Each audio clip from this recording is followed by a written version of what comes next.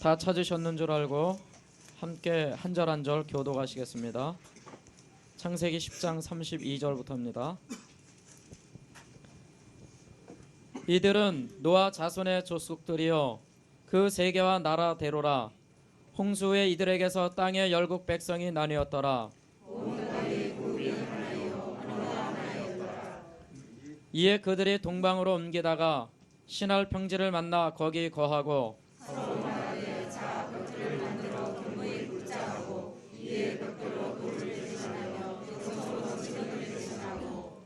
또 말하되 자 성과 대를 쌓아 대 꼭대기를 하늘에 닿게 하여 우리 이름을 내고 온 지면에 흩어짐을 면하자 하였더니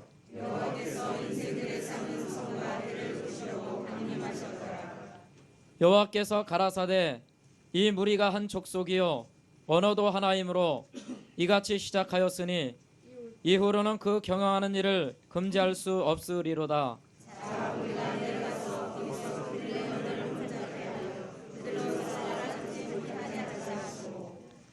여호와께서 거기서 그들을 온 지면에 흩으신 고로 그들이 성 쌓기를 그쳤더라.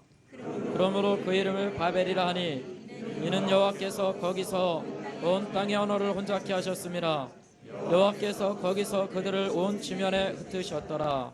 아멘. 예, 오늘 말씀 예비하시는 하나님 12번째 바벨과 하나님의 의지입니다. 예, 오늘 이 말씀은 우리가 창세기 10장 또는 11장 그 내용을 통해서 지금 계속 진행하고 있습니다. 하나님의 의지라고 하는 말씀을 지난주에도 넣고 이번 주에도 넣는 것은 사람들이 생각하는 그러한 모든 것들, 이루어지는 모든 것들이 사람의 의지로만 이루어지는 것이 아니라 하나님의 계획하심 속에서 이루어진다고 하는 것입니다. 우리가 창세기 11장을 읽으면 그냥 하나님이 바벨탑 쌓는 것을 그냥 막으셨다. 그리고 동방으로 가다가 신할 평지를 만나 더 이상 동방으로 하나님 계신 곳으로 가는 것을 멈추었다. 신할 평지를 만났다. 그리고 거기 거했다. 뭐 당연한 얘기들입니다. 왜 거기에 멈추었느냐? 신할 평지를 만나서 왜 거기에 그들이 멈추고 하나님이 계신 동방으로 가는 것을 그들이 왜 가지 않았느냐? 이게 우연이냐? 아니면 하나님의 의지냐? 하는 얘기입니다. 그리고 탑을 쌓도록 하셨다가 완전히 탑을 쌓지 못하게 하시고 그 탑을 중도에 쌓지 못하게 만드시고 그 인간들을 흩어버렸다.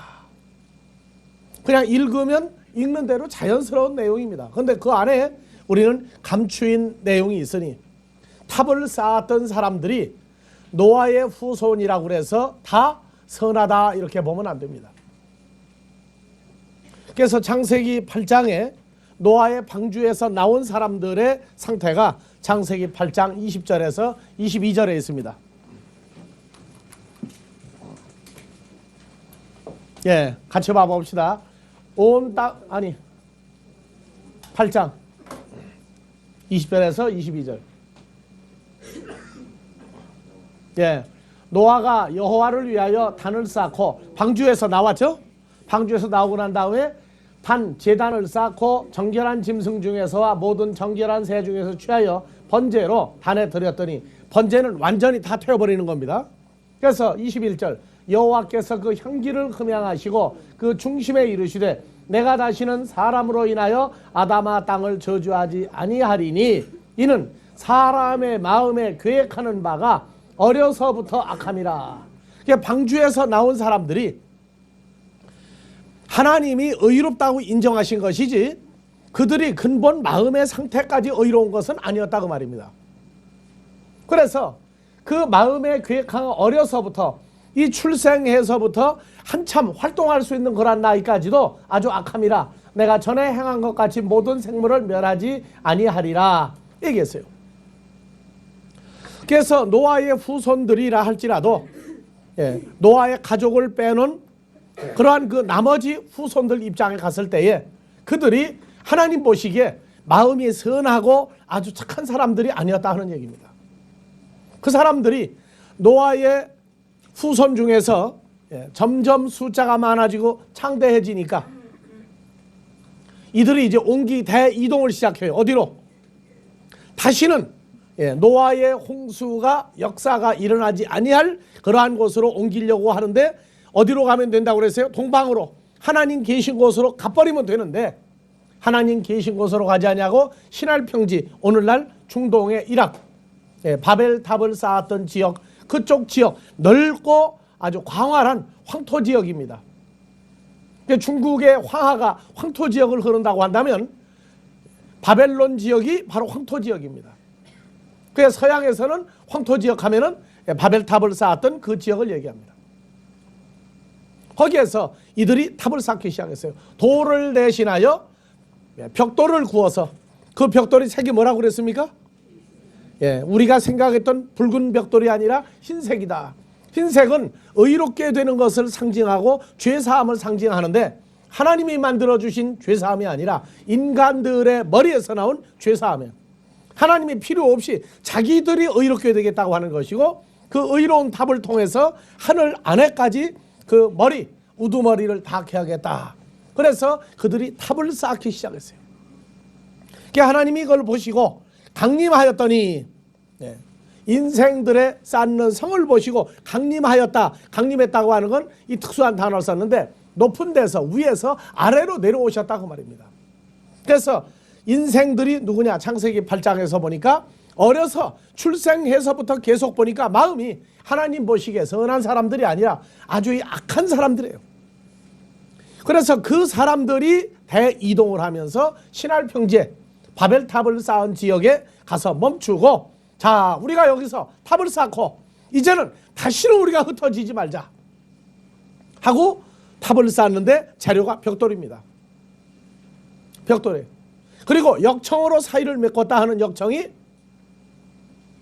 노아의 방주를 창세기 6장에서 만들 때 썼던 역청이 아니라 이건 아주 더 비열하고 비열한 인간적인 요소로 흙으로 혈과 육으로 된 인간을 그 사이를 메꿨다고 말해요. 그래서 인간 중심의 탑을 하나님을 떠난 자들이 악한 자들이 탑을 쌓기 시작했다. 우리는 성경에 예루살렘 성이 흙이나 벽돌이 아니라 하나님의 자녀들의 12지파, 12보석으로 쌓고 있는 걸 알 수 있습니다. 12보석은 12지파예요. 하나님의 자녀들을 가지고 탑을 쌓습니다. 그런데 멸망하는 자들은 썩어질 인간을 중심으로 탑을 쌓는다 하는 얘기입니다. 중요한 것이 바로 탑을 쌓지 못하게 한 것 가운데에 그들의 언어를 혼잡하게 했다. 이 혼잡하게 했다가 히브리어로 다 같이요. 빨랄. 이 혼잡하게 했다는 말은 혼잡이라는 얘기는 아주 시끌벅적한 얘기가 아니라 섞어버렸다. 혼합했다고 말해요. 혼합했다. 근데 그 내용 중에 뭐가 있느냐 하면은 힘이 있던 것을 약하여 쇠폐하다. 아주 힘이 없는 형편없는 상태까지로 그들의 언어를 낮춰버렸다고 말해요. 그래서 자 바벨이라고 하는 말이 페르시아 언어로는 하나님의 문입니다. 하나님의 문, 하나님의 대문. 페르시아 언어로 하나님의 대문이요. 아수리아로는 신의 문이다. 신이 들어가는 문이요. 하나님이 들어가는 문이다 하는 얘기입니다. 그래서 바벨이라는 것은 혼란하다, 혼잡하다 하는 의미도 있지만은 그 당시 그 지역에 쓰는 언어는 하나님이 들어갈 수 있는 문, 신이 들어가는 통과하는 문이다 그 말이에요. 그래서 언어를 혼잡하게 했다. 그 말의 강함을 약화시켜버렸다고 말해요. 약화시켜버려서 흩어버렸다 하는 얘기는 오늘날 일반적으로 지구상의 언어가 원래 하나였다. 그런데 바벨탑 이후의 언어가 지구상의 모든 언어로 수천 가지 언어로 바뀌어버렸다. 그렇게 해석하고 말아버려요. 하지만 이 빨랄 혼잡하게 했다. 그래서 사람을 흩어버렸다는 얘기는 그들이 쓰는 언어의 말의 능력을 약화시켜버리고 힘이 없는 것으로 섞어버렸다고 말이에요. 그래서 성경에서 요한복음 10장 9절 우리가 하나님께로 들어갈 때도 문을 통과하죠? 어느 문입니까? 예수 그리스도께서 나는 양의 문이다. 그렇게 얘기했어요. 그래서 아버지 하나님께로 가려면 예수로 더불어 함께 연합해야 되고 예수를 통과한 자만 아버지 하나님 앞에 갈 수 있어요. 그래서 하나님의 나라에서 말할 때 신의 문, 하나님의 문 할 때는 예수 그리스도가 우리의 문이 되어줍니다. 그 다음에 여러분들이 하나님께로 가는 신의 문의 역할을 해줍니다. 왜? 예수 그리스도와 연합한 여러분들은 바로 하나님의 문이요 신의 문입니다. 그래서 여러분들이 복음을 증거하여서 사람을 찾아 주께로 인도하면 그가 바로 여러분들이 주와 연합한 신의 문을 통과해서 아버지 하나님께로 여러분들이 인도할 수 있는 것입니다. 여러분들은 하나님의 벽돌이 아니요 하나님의 보석입니다.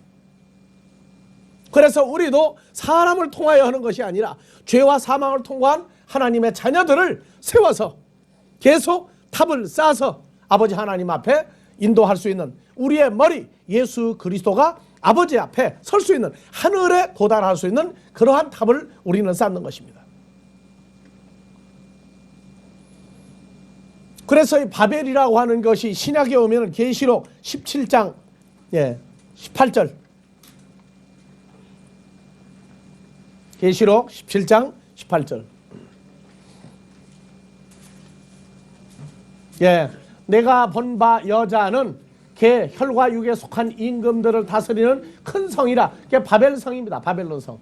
그래서 17장 1절에서 6절까지 보면은 이 여자가 마귀의 마누라예요. 마귀의 마누라. 일곱 천사 중 하나가 와서 내게 말하여 가로되 이리 오라. 많은 물 위에 앉은 큰 음녀에 받을 심판을 내게 보이리라. 음녀가 마귀의 마누라예요. 땅의 임금들도 그로 더불어 음행하였고 땅에 거하는 자들도 음행에 포도주에 취하였다 하고 성령으로 나를 데리고 광야로 가니라. 내가 보니 여자가 붉은빛 짐승을 탔는데 붉은빛 짐승이 마귀죠? 탔는데 그 짐승의 몸에 참단된 이름들이 가득하고 7머리와 10뿔이 있더라. 그 여자는 자줏빛과 붉은빛 옷을 입고 금과 보석과 진주로 꾸미고 손에 금잔을 가졌는데 가증한 물건과 그의 음행에 더러운 것들이 가득하더라. 다 같이요. 5절 그 이마에 이름이 기록되었으니 비밀이라 큰 바벨론이라 개의 음녀들과 가증한 것들의 어미라 하였더라. 내가 보매 이 여자가 성도들의 피와 예수의 증인들의 피에 취한지라. 내가 여자를 보고 기이 여기고 크게 기이 여기더니 하고 나옵니다. 성경에서도 이 바벨론 그 중에 큰 바벨론은 마귀의 마누라 마귀의 신부를 얘기해서 바벨론이라고 그래요. 그래서 멸망하는 자들을 낳는 다른 복음으로 죽이는 복음으로 멸망하는 자녀들을 낳는 자 마귀의 신부를 가리켜 바벨론이라고도 얘기합니다. 그러면 하나님의 나라를 만들어가는 하나님의 자녀를 복음으로 낳는 자를 계시록에서 21장 9절 10절에 21장 9절 10절에 이게 안 움직이죠. 계시록 21장 9절 10절 이제 움직입니다.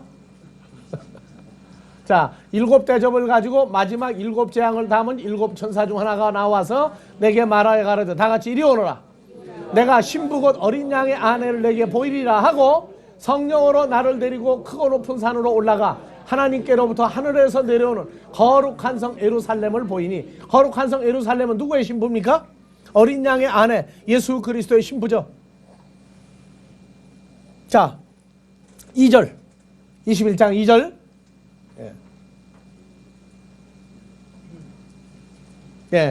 내가 보매 거룩한 성 새 예루살렘이 하나님께로부터 하늘에서 내려오니 그 예비한 것이 신부가 남편을 위하여 단장한 것 같더라. 새 예루살렘 성은 누굽니까? 하나님의 보석으로 만들어진 그리스도의 신부를 가리켜 새 예루살렘이라고 해요. 그래서 우리는 바벨탑을 쌓는 것이 아니라 무슨 탑을 쌓습니까? 새 예루살렘 성, 예루살렘 탑을 하나님의 자녀들로 쌓는 것이 우리입니다. 그래서 야곱이 광야에서 자기 외삼촌 라반에게 형 에서가 죽이려고 하여 도망갈 때에 광야에서 잠이 들었는데 보니까 잠을 깨고 본즉 내가 머리하여 베었던 이 돌이 하나님의 집이 되리라. 꿈에 뭘 봤습니까? 사다리 꼭대기가 하늘에 닿았고 천사들이 오르락 내리락 하더라. 꿈을 깨어보니 이곳이 바로 하나님의 집이더라. 요한복음 1장에 보니까 사다리 꼭대기가 누구였어요? 사다리의 우두머리가 누굽니까? 예수님이죠.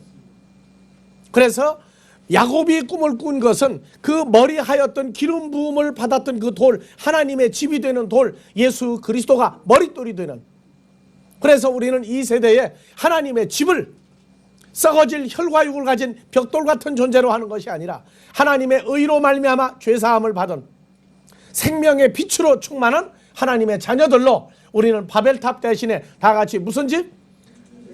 예루살렘 탑을, 집을 짓는 사람들이다 그 말이에요. 그래서 이들의 언어를 혼자 파괴함으로 그들이 해야 되는 역사가 약화돼 버렸어요. 그래서 우리가 언어라고 하는 이것은 여러분들이요, 누가 말하느냐에 따라서 언어가 혼잡하다, 쇠폐하다, 힘이 없다가 있고, 누가 말하느냐에 따라서 강하고 생명이 있는 것입니다. 그래서 예수 그리스도의 오심, 하나님의 선지자들이 나타나기 이전에 사람들의 말은 인간들의 말로서의 권위를 넘어서지 못했고, 인간들이 말하는 지식의 한계를 넘어서지 못했어요. 그리스도를 아는 지식을 아는 게 아니라 혈과육에 속한 지식은 충만했으나 사람들이 최고의 지적인 고민을 지옥문 앞에서 온몸을 벗은 채로 무릎에 한쪽 턱을 괴고 있는 누구? 로댕에 생각하는 사람. 왜 지옥의 문 앞에서 생각하는 사람이냐 말이에요. 최고의 그 생각의 아름다움이 지옥 문턱에서 하고 가는 거예요. 왜? 가봐야 거기니까. 생각이 끝나면 어디 들어가는 거예요 이제? 지옥으로 가는 길밖에 없어요. 고린도전서 4장에서 18절, 19절, 20절을 봐봅니다. 언어라고 하는 하나님의 입에서 나오는 말씀은 18절에서부터 고린도전 4장 18절에서부터 어떤 것들은 내가 너희에게 나아가지 아니할 것 같이 스스로 교만하여졌으나 19절 그러나 주께서 허락하시면 내가 너희에게 속히 나아가 교만한 자의 말을 알아볼 것이 아니라 오직 그의 능력을 알아보겠노니. 교만한 자의 말, 이건 하나님을 떠난 자들의 말이다 그 말이에요. 근데 그 말에 있지 않냐고, 말이 능력을 가지고 있느냐 없느냐를 보는데 20절 하나님의 나라는 말에 있지 않냐고 오직 능력에 있습니다. 능력이 있습니다. 그 말 속에 능력이 있어야 돼요. 그래서 요한복음 6장 63절에 주께서 광야에서 오병 이어의 기적을 행하시고 제자들에게, 남은 제자들에게 말할 때에 내가 너에게 한 말이 영이요 생명이니라. 육은 무익하나 살리는 것은 영이니라. 그래서 예수님이 하신 말씀, 하나님의 입을 통해서 나오는 말씀은 거기에 바로 능력이 있으니 거기에 성령과 능력이, 생명이 함께하고 있는 말이었어요. 그래서 말을 혼잡하게 하는 얘기는 하나님의 입에서 나오는 생명과 성령과 능력이 빠져버린 인간들의 도모와 경영이 그 이후로는 하나님의 나라에 도달할 수 있는 것을 완전히 막아버렸어요. 그래서 그들이 스스로 하는 말에 힘이 빠지고 스스로 하는 말에 생명이 없으니까 그들이 무기력하게 온 세계로 흩어졌다 하는 얘기입니다. 자, 중요한 것은 창세기 11장 6절에 이 족속이 한 족속이요 언어가 하나이므로 이후로 경영하는 일을 금지할 수 없으리라. 그러니까 하나님이 조용히 보시고 계시다가 결정타를 먹일 때가 있어요. 결정타를 먹일 때가. 그래서 이 경영이라고 하는 것은 다 같이 자맘, 인간의 경영은 자만으로 이루어져요. 자맘이에요. 그래서 경영하다, 생각하다, 꾀하다, 뭐를 결심하다, 경영하다 이런 내용을 가지고 있어요. 그래서 하나님을 떠난 악한 자들이 경영하고 생각하고 결심하는 것과 하나님이 결심하고 경영하고 생각하는 것은 완전히 다른 것입니다. 잠언 16장 9절 사람이 마음으로 자기의 일을 계획할지라도 그 걸음을 인도하시는 자는 너희가 아니다 그 말이에요. 인간이냐 아니다 그 말이에요. 나 바로 여호와다. 너희를 만들고 창조한 내가 너희의 걸음을 인도하는데 너희가 생각을 동쪽으로 가겠다고 아니다 그 말이에요. 서쪽으로 내가 보낼 수 있다 그 말이에요. 그래서 이 백성들이 생각으로는 동방으로 하나님이 계신 곳으로 가려고 했는데 그들의 발걸음을 신할 평지에가 머무르게 한 것은 하나님의 의지입니다. 왜? 마지막 때는 노아의 때와 같다고 하는 사건을 또 보여주시려면은 방주에서 나온 자들을 통해서라야 인류가 창대하게 되는데 그 인류의 창대함에 그들의 삶의 모형이 하나님을 떠난 것은 이런 것이다. 우리에게 보여주는 것입니다. 지금으로부터 5천여 년 전에 그들이 방주에서 나오고 계속 인류가 확장된 이후에 일어난 일들이 하나님을 배척하는 일이었어요. 배척하는 자들이 하나님이 있는 동방으로 가면은 안 됩니다. 그러니까 성경에는 담담히 써놨어요. 동방으로 가다가 신할 평지를 만나 거기에 거하고 우리가 바벨탑을 쌓자. 하지만 그 속엔 하나님의 의지가 있어요. 멸망하는 자들은 결코 하나님께로 올 수도 없거니와 와도 떠날 수밖에 없는. 그래서 이들의 계획을 그들의 생각은 작정이 하나님께로 가자예요. 그런데 아니에요. 하나님은 그들의 생각의 발걸음을 어디에서 멈춰버렸어요? 신할 평지 멸망하는 바벨탑을 쌓는 그곳으로 그들의 발걸음을 멈춰버렸어요. 이건 우연이 아닙니다. 하나님의 의지의 소산입니다.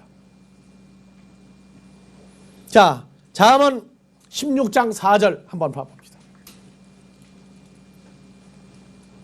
잠언 16장 4절.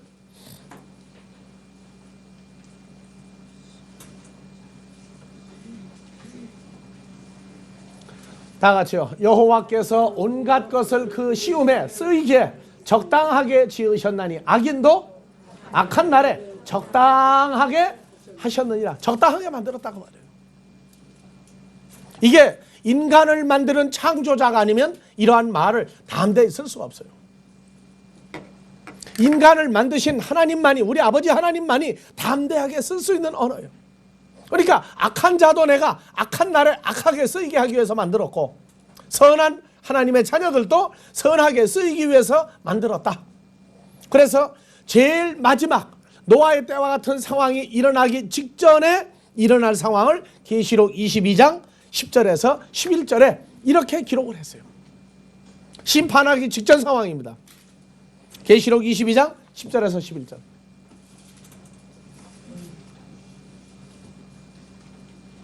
자, 봅시다.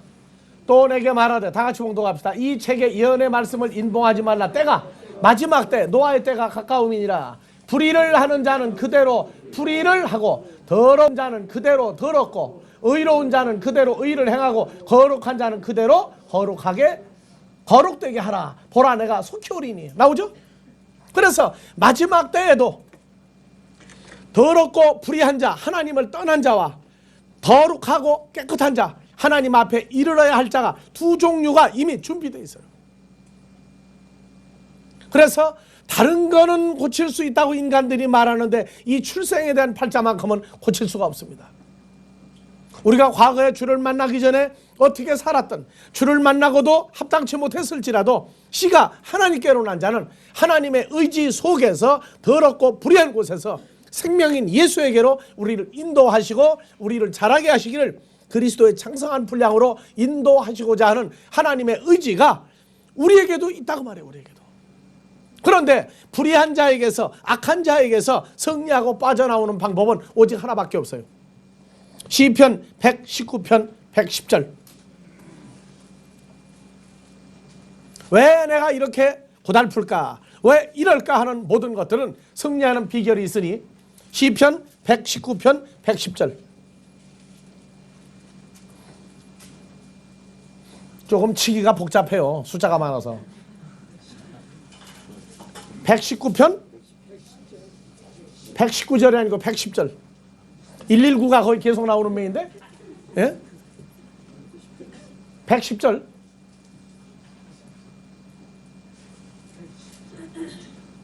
자, 악인을 이기는 것은 그렇게 복잡해요. 근데 내용을 알아보면 간단해. 자, 악인이 나를 해하려고 올무를 놓았사오나 나는 주의 법도에서 떠나지 아니하였나이다. 주의 증거로 내가 영원히 기업을 삼아 싸우니 이는 내 마음의 즐거움이 됨이니이다. 그래서 주의 법도 하나님의 말씀에서 떠나지 않아야 되겠다는 생각이 계속 들어가며 하나님의 말씀으로 계속 살고자 하는 자는 올무 걸리면 못 빠져나오죠. 거기서 빠져나오게 되세요. 이것도 하나님이 우리를 향하신 의지입니다. 그래서 하나님의 말씀으로 살아가고자 하면 악인이 우리를 해치려고 올무를 놓고 그 올무에, 죽음의 올무에 걸리게 만든다 할지라도 그걸 빠져나가는 건 하나님의 말씀이 능력이 있고 생명이기 때문에 사망의 존재들이 쳐놓은 올무가, 그물이 우리를 막을 수가 없다, 붙잡을 수가 없다, 그 말입니다. 자, 우리가 살면서 여러 가지 일들이 일어납니다. 여러 가지 일들이 일어나요. 자, 우리는 작년 연말에도, 재작년 연말에도 지금까지 지내온 것 주의 크신 은혜라고 그랬어요. 우리에게 닥쳤던 모든 여러 가지 일들이 우리를 사망으로 또는 생명으로, 좌절로, 세상의 삶의 의미를 찾지 못했던 그러한 일들까지도 지나고 보니까 하나님의 섭리였기에 감사한다는 얘기였어요. 자, 전도서에서 3장 10절에서 14절에 보면 하나님의 경영은 인간의 경영과 다르다 그 말이에요. 전도서 3장 10절에서 14절. 자, 하나님이 인생들에게 노고 힘든 고생을 주사 애쓰게 하신 것을 내가 보았노라. 자, 11절. 하나님이 모든 것을 지으시되 때를 따라 아름답게 하였고 또 사람에게 영원을 사모하는 마음을 주셨느니라. 그러나 하나님의 하시는 일의 시종, 시작과 마무리를 사람들에게 측량할 수 있게 하였다? 없게 했다고 말해요. 없게 했다. 시작이 고통이 될지, 시작이 기뻤는데 마무리가 고통이 될지, 시작이 슬펐는데 마무리가 기쁨일지 그걸 모르게 만들었어요. 그건 하나님의 자녀들에게도 동일하게 만들어줬어요. 멸망하는 자들도 모르거니와 하나님의 자녀들도 몰라요. 자, 그래서 12절. 사람이 사는 동안에 기뻐하며 선을 행하는 것보다 나은 것이 없는 줄을 나 솔로몬이 알았고, 13절. 사람마다 먹고 마시는 것과 수고함으로 낙을 누리는 것이 하나님의 선물인 줄을 또한 알았노라. 여러분들, 먹고 마시고 애쓰고 수고하는 게 즐거움입니까? 고통입니까? 즐거움입니까? 고통입니까? 하나님의 선물이에요. 선물. 먹고 마시고 수고하고 고생하는 게 그게 하나님이 준 선물이에요. 사람들이 제일 불행한 게 뭔 줄 압니까? 제일 불행한 사람 뭔 줄 압니까? 아, 나는 왜 팔자가 이러냐, 나는 왜 환경이 이러냐, 나는 왜 이렇게 불쌍하냐 떠들어도 제일 불쌍한 사람이 누굽니까? 낙이 없는 사람이. 예? 아니에요. 먹을 때 먹을 수 없는 거야. 위장병 걸려보세요, 여러분들이요. 여러분들은 세 끼를 잘 먹고 소화가 잘 되니까 먹고 마시는 게 얼마나 즐거운 줄 몰라요. 사람이 움직이려면 자동차에 기름이 들어가야 움직이는 것까지 사람도 먹어야 움직여요. 먹어야. 한국에서 재벌이 몇 사람 중에 하나, 이병철 씨가 옛날에 뭐라고 한 줄 압니까? 용인 자연농원을 짓고 둘째 부인 아주 젊은 여자 딸 같은 사람을 데려다 놓고 사는데 그때 매일 보리빵을 일본에서 만들어 가지고 전용 특별기로 매일 실어다가 그 빵이 식기 전에 먹었다고 할 정도로 유명한 빵을 먹었어요. 보리빵은 몸에 좋죠? 정말 보리빵이 몸에 좋은 겁니까? 평소에 여러분들 보리빵 먹으면 안 먹어요. 쌀빵을 먹지. 왜 그랬냐? 위장병 때문에. 위장병 때문에. 그러면서 한 얘기가, 야, 내가 따뜻한 밥과 국과 반찬을 내가 마음대로 먹다가 가면 좋겠다. 그 사람 마지막 소원 중에 하나 그거였어요. 여러분들, 먹고 마시는 게 즐거움이라는 거 모릅니까? 왜? 요새 현대인은 불행해졌어요. 왜 그러냐? 예전에 양껏 질보다는 양으로 먹어야 할 때 그때에도 맛있는 음식은 따로 있었어요.